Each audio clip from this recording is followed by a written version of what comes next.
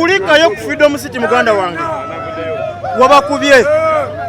abantu abasinga bagamba tebamanyi namba ntufu yayingidde gulooza abantu abayingidde babadde nga bameka abaddewo nga mubalirizi naye kuyimba naye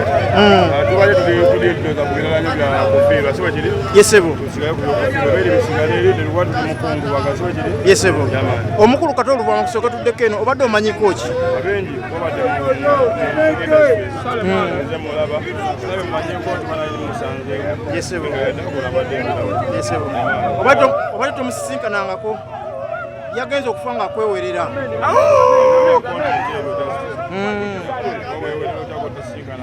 yesebo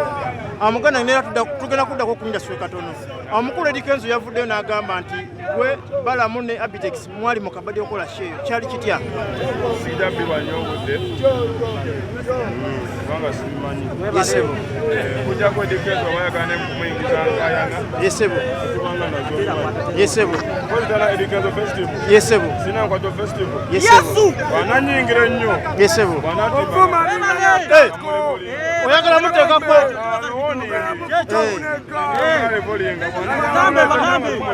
yesebo yesebo alien skin temukyatya bakulu bamwe mu ndongo nga Eddie Kenzo omukulu wo mu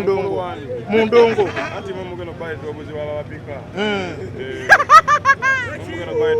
kyogamba wawanika ekolongo oteeka enamboole yesebo ne olowooza lwaki ayogera ebigambo ebyo kaliro yatidde ki abawo ensonga tebagenda kujjayo amaaso bagatusimbe ne nga tubalaba okitegera tukoze nakola nga tebafaayo nabajja nakukola ebibiina ojja biwulira nga bizze kulwanyisa jasiti omuntu atya abo tubasobola yesebo abasinga bagamba nti abayimbi abanene batandise okutya si batandise batyatira jasiti kali batandise kukyoleka ng'olese mu kamera yesebo nga twabatiisa omukwana abantu bano gwe bakulaga obasasula bakikola kyeyagalire ekimu ku bibiri ambuliza bubuuza abafaani be babuuza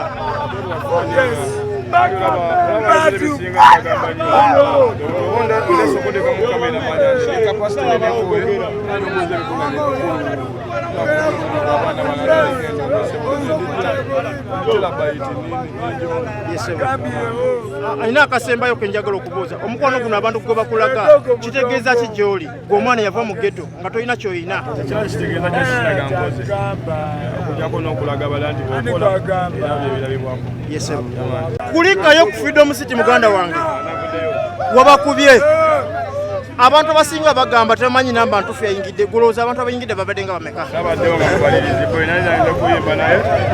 tubadde tulidoza ku birala bya kufiirwa siwe kiri yesebo tusigaye ku byokufiirwa beri bisigale eri teruwa tuli mukungu waga siwe kiri yesebo omukulu kati oluvannyuma kusooka tuddeko eno obadde omanyiko ki abengi babadde mulaba naye mumanyiko tumanayi musanze yesebo yesebo obadde tomusisinkanangako yagenze okufa nga akwewerera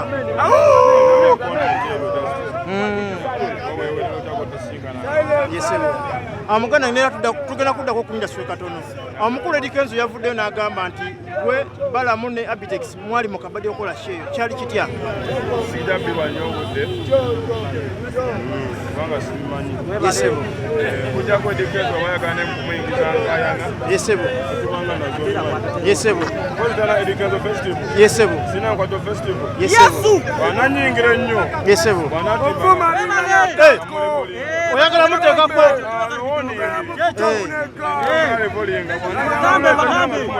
yesebo yesebo alien skin temukyatya bakulu bamwe mu ndongo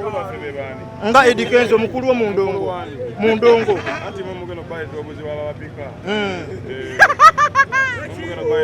kyogamba wawanika ekolongo oteeka enamboole yesebo ne olowooza lwaki ayogera ebigambo ebyo kaliro yatidde ki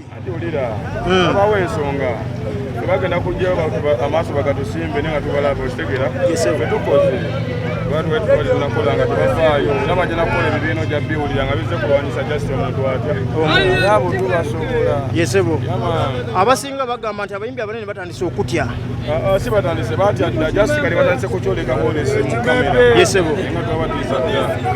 omukwano abantu bano gwe bakulaga obasasula bakikola kyeyagalire ekimu ku bibiri ambuliza bubuuza abafaani be babuuza bisinga bagamba nnyo ndesokudeka mu kamera manja kapasite nebikuwe anomuze abaana